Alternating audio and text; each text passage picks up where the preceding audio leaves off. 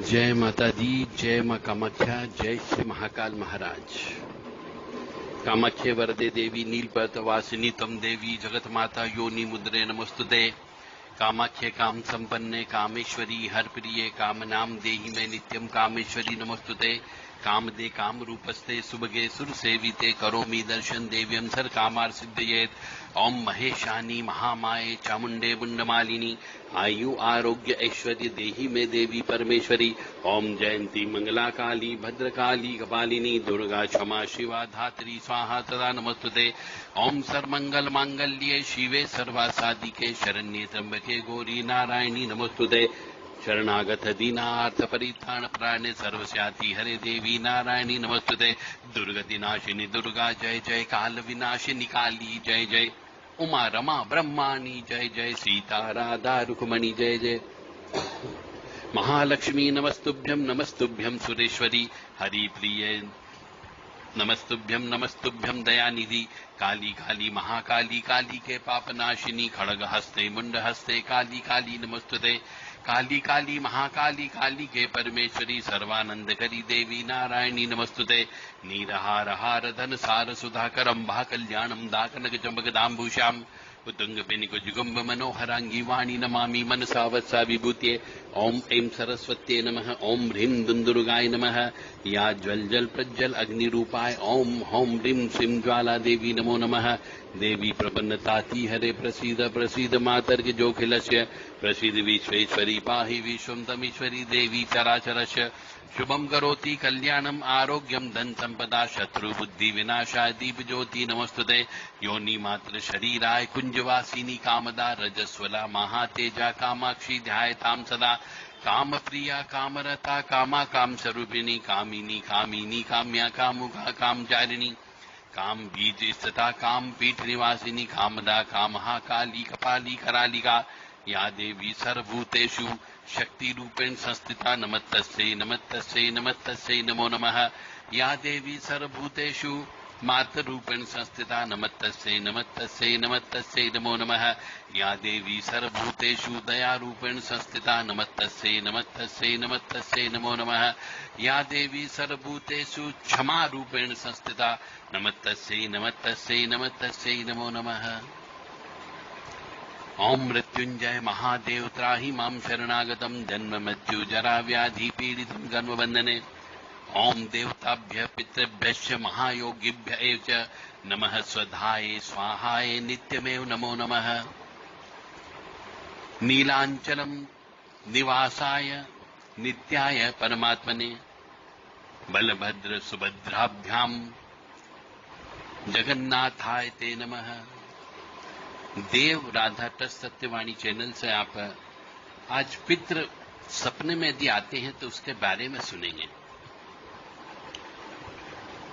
बहुत से मनुष्यों को अमावस्या के दिन, विशेष तौर से अमावस्या के दिन या शुक्ल पक्ष की पंचमी के दिन पितृ सपने में अवश्य आते हैं। कभी महीने में आ जाते हैं, कभी 2 महीने में एक बार आ जाते हैं, कभी 3 महीने में एक बार आ जाते हैं।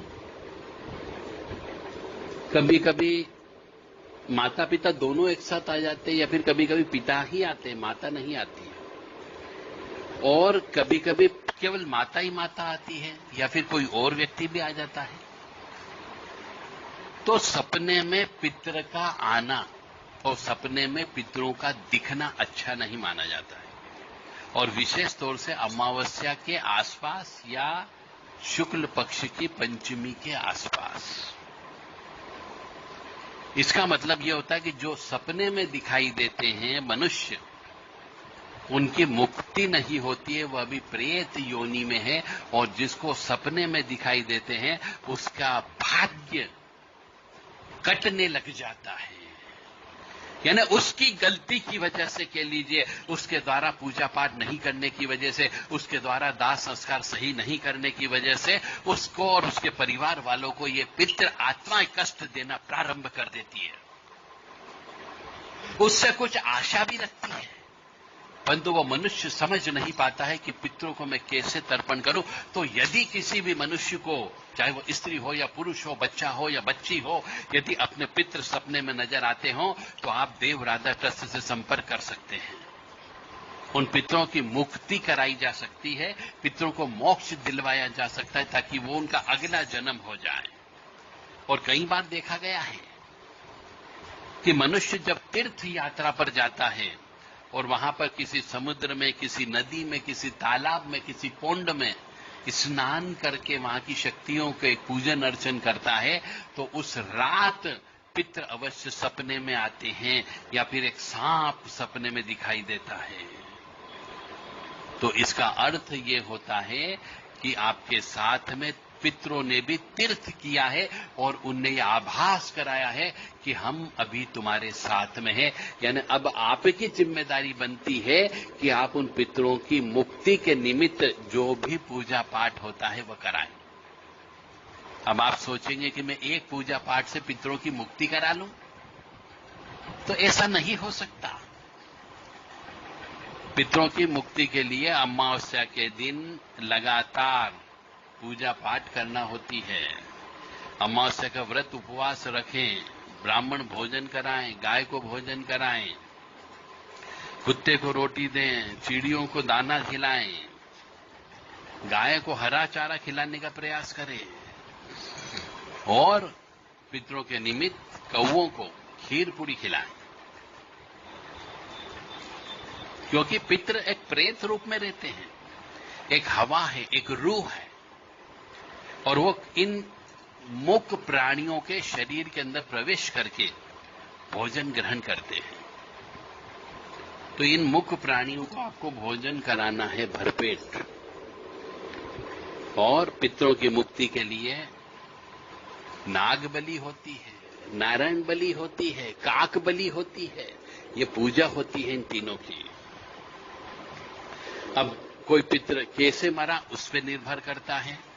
किसी की अकाल मृत्यु हुई हो, किसी का शव न मिला हो, कोई पानी में डूब करके मर गया हो, किसी को हिंसक जानवर ने खा लिया हो, कोई पहाड़ से मर गया हो, कोई प्लेन में मर गया हो, कोई जहाज में डूब करके मर गया हो, किसी ने आत्महत्या कर ली हो, किसी की हत्या कर दी गई हो, किसी को सांप ने काट लिया हो, या फिर कोई करंट लगने से मर गया हो।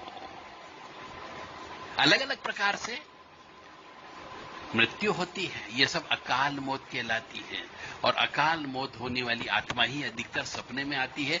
और कई बार नॉर्मल मृत्यु होने पर भी उनका दाह संस्कार अच्छे से नहीं होने की वजह से, या फिर किसी न किसी संपत्ति में, सोने चांदी में उनका मोह रह जाता है, तो भी मनुष्य की आत्मा दूसरे जन्म के लिए नहीं चाहती है। तो आपको यह मान करके चलें कि यदि सपने में पितृ आकर के आपसे कपड़े मांगते हो, पितृ सपने में आकर के भोजन मांगते हो, या फिर आप पितरों को भोजन करा रहे हो, सपने में पितृ आपसे मांस खाते हुए दिखता हो, तो मान करके चले पितृ कहीं न कहीं पे अधनंगे हैं, आपको कपड़ों का दान करना है। यदि भोजन कराते हुए दिखे तो समझो पितरों को भूख लगी है, आपने उनको पिंडदान नहीं किया। जितने जल्दी हो सके अमावस्या के दिन पिंडदान अवश्य करें और ब्राह्मण भोजन अवश्य कराएं, क्योंकि पितरों के कृपा से ही आपके व्यवसाय में वृद्धि होती है, पितरों की कृपा से ही आपका प्रमोशन होता है, पितरों की कृपा से ही वंश वृद्धि होती है, और पितरों की कृपा से ही विवाह होते हैं।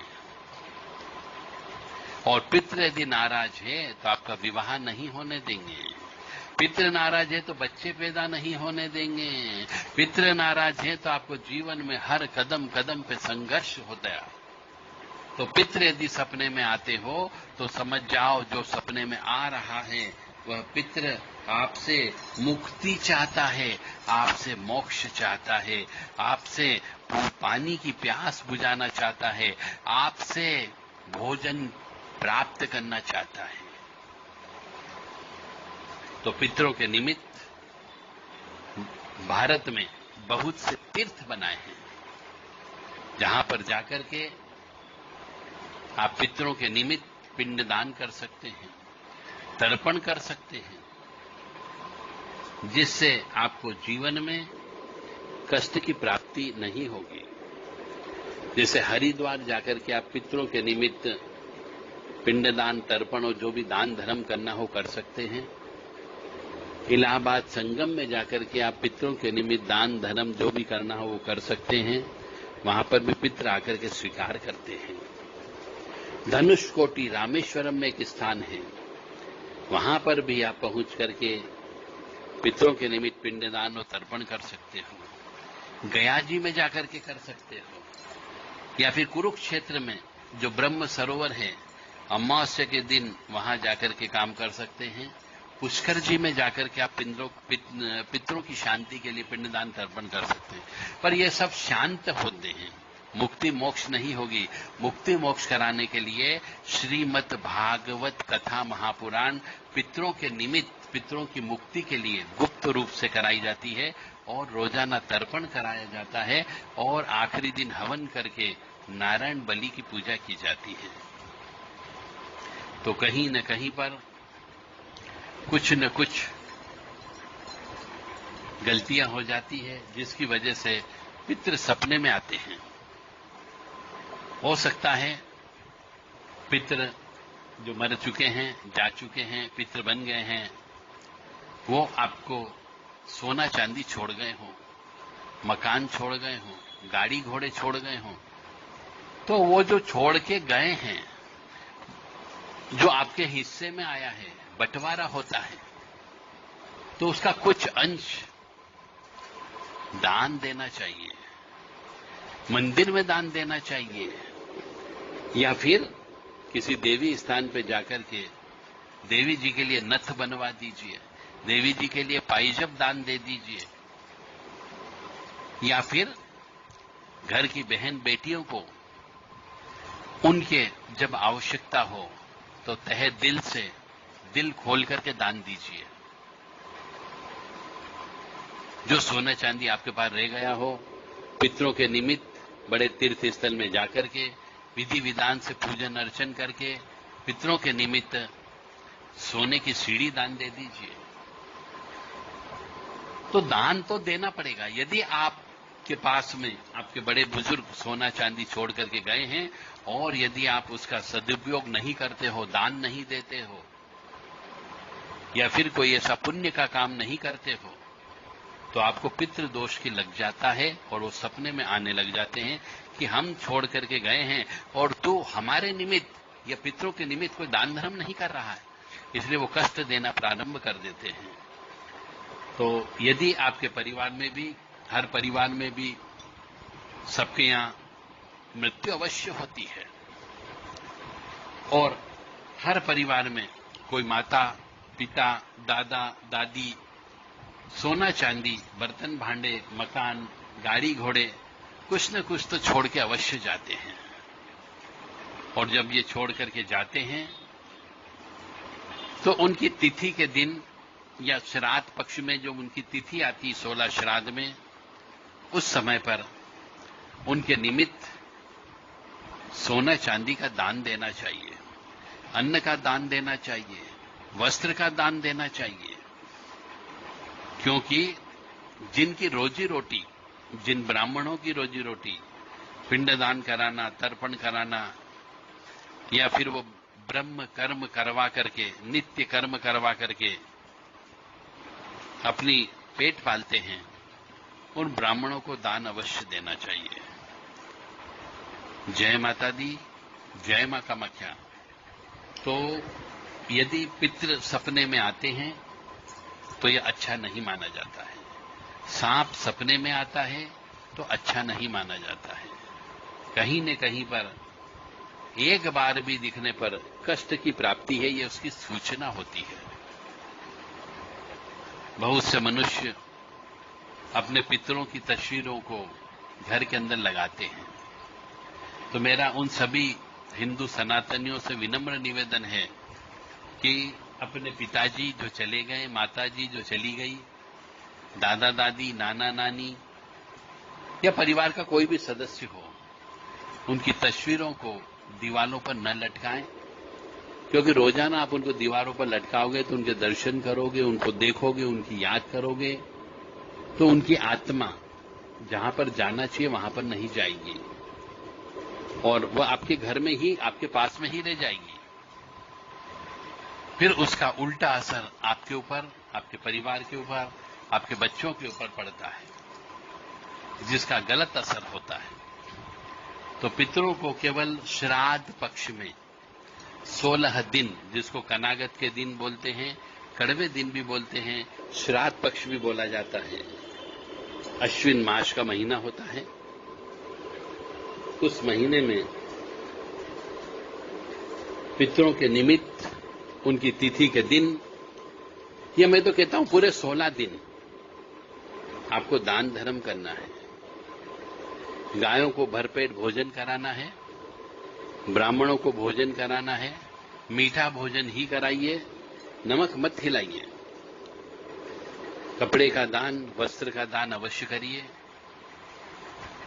तांबे के बर्तन, पीतल के बर्तन, इनका दान अवश्य करिए।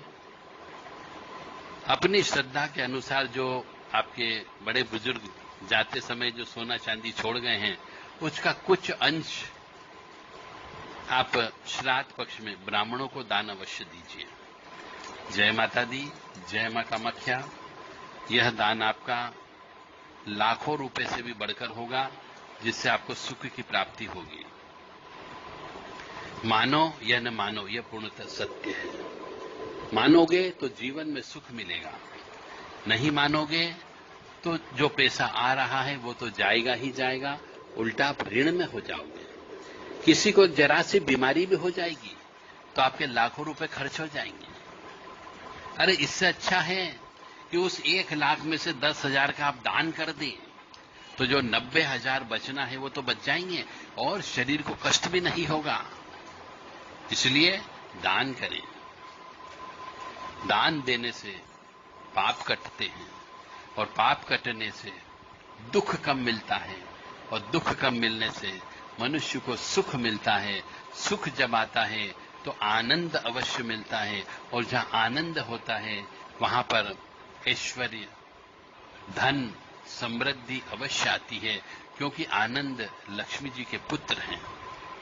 ये पूरी कड़ी समझने का प्रयास करिए। इसलिए ईश्वर क्या कहता है? ईश्वर कहता है, मनुष्य को कहता है कि तू करता वह है जो तू चाहता है, परंतु फिर ईश्वर कहता है कि तू वह कर जो मैं चाहता हूं, फिर देख वही होगा जो तू चाहता है। यानी ईश्वर कहता है कि तू पहले मेरे हिसाब से चलकर तो देख, परंतु मनुष्य अपना दिमाग लगाता है, वह भगवान को समर्पण नहीं करता है, वह भगवान के सामने सिर नहीं झुकाता है, वह भगवान के सामने त्याग नहीं करता है, इसलिए कष्ट में है। जय माता दी, जय मां कामाख्या। मृत्युंजय महादेव त्राहि मां शरणागतम, जन्म मृत्यु जरा व्याधि पीड़ितम कर्म बंधने। मृत्युंजय महादेव त्राहि मां शरणागतम, जन्म मृत्यु जरा व्याधि पीड़ितम कर्म बंधने। मृत्युंजय महादेव त्राहि मां शरणागतम, जन्म मृत्यु जरा व्याधि पीड़ितम कर्म बंधने। मृत्युंजय महादेव त्राहि मां शरणागतम, जन्म मृत्यु जरा व्याधि पीड़ितम कर्म बंधने।